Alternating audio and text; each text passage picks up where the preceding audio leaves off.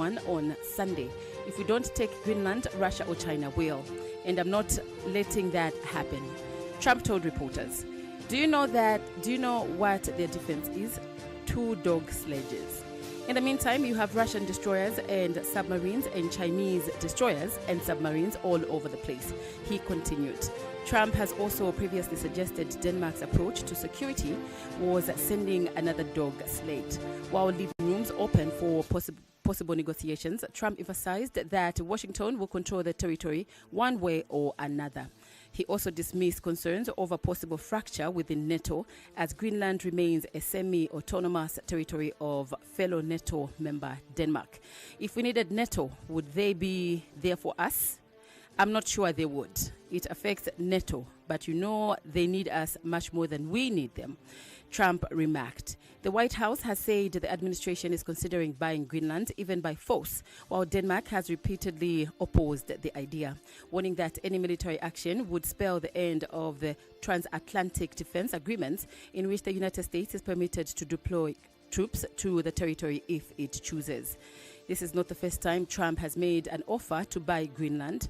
During his first term, Trump made an offer to Denmark to purchase the island, but was told it was not for sale. U.S. Secretary of State Marco Rubio is to hold talks with Denmark on Wednesday, according to media reports. The renewed interest in the Arctic island also comes amid increased interest in Greenland's natural resources, including rare earth minerals, which are becoming easier to access as its ice melts due to climate change. All hands on deck. China, Russia, BRICS partners begin War for Peace 2026 naval drills in South Africa. The multinational naval exercise War for Peace 2026 formally got underway on Monday at Simonstown Naval Base with participation from BRICS member states comprising China, Russia, Iran, UAE, and South Africa. Footage shows warship docked at the harbor with the flags of BRICS member states flying from the vessels. Captain Ndwakulu Thomas Tamaha, commander of the South African Navy's Joint Task Force, said the current edition of the exercise is centered on joint operations to safeguard international trade routes. The theme of the exercise is joint action to ensure the safety of shipping lanes and maritime economic activities. The exercise will focus on anti-piracy activities and other operations scheduled to take place during Phase C.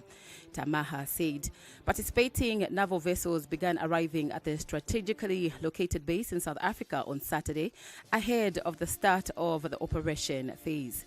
The BRICS Plus joint naval drill, hosted by South Africa from January 9th to January 16th, aims to strengthen naval partnerships, enhance collective maritime security, and promote mutual understanding among participating nations.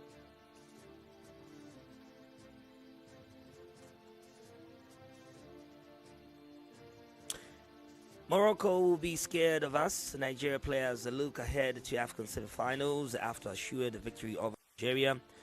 Algerian players voiced their disappointment following the defeat against Nigeria in Saturday's African quarterfinal in Marrakech. Nigeria dominated the match, winning 2-0 with goals from star forward Victor Osimhen and his striker partner Uncle Adams. Algerian star Ryan Ait Nouri delivered his assessment of the defeat, noting that the team ultimately failed to step up to the occasion. We're naturally disappointed. Like I say to our teammates, we didn't perform as we needed to. We lacked intensity from the start. Of course, we tried it during the match, but unfortunately, it fell short. Nigeria played well. They were a strong opponent today, he explained. Meanwhile, Nigeria player Fisayo Dele Bashiru described the match as our best match of the tournament, praising the way the Super Eagles coped with their strong opposition ahead of their anticipated semi-final tie against newly crowned Arab Cup champions Morocco. Nigeria player Bright Osai Samuel insisted that the Atlas Lions will be scared of us. Morocco is a great team, but I think the way we are playing, the clean sheets today and the scoring, both we were in good form, he noted. The semi-final match between Nigeria and Morocco is set for Wednesday 2025. The Africa Cup of Nations is being hosted by Morocco and runs from December 21st to January 18th. And lastly, in the global spotlight, nothing too hot to handle. Congolese photographer Elisha Abumba reveals life on edge of volcanoes conflict in Kigali exhibition. Congolese visual artist Elisha Abumba on Saturday showcases deeply personal photographic project between lava and Gans in a Goethe Institute, Kigali, offering audiences an intimate look at the life shaped by conflict and the harsh realities of nature. The exhibition reflects Abumba's everyday upbringing in eastern Congo, a region marked by active volcanoes and recurring wars, as it transforms life experiences into visual testimony. As an artist photographer, we have the obligation to document what surrounds us. Being born between volcanoes and repeated wars is a challenge, but for me, it is now a pleasure to show in an artistic way what I have experienced and what my people have experienced for several years, said Abumba. Footage shows the visitors moving through a collection of photographs, live installations, and sketches that blend memory, resilience, and identity.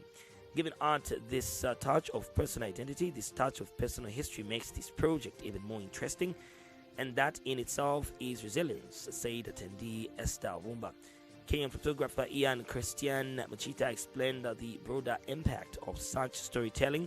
Storytelling can actually get to the United Nations, where the policies are actually being drafted, and it is through this impactful storytelling that some of these people are able to realize and are able to have their story heard and ultimately their conditions to change. Ian said. Photographer Abumba documents the daily lives of ordinary heroes, especially war-displaced individuals in the DRC. As a freelancer who combines photography, videography, slam poetry, and motivational speaking to collaborate with humanitarian organizations, sharing messages of hope amid challenges. We end the Global Spotlight. Good morning.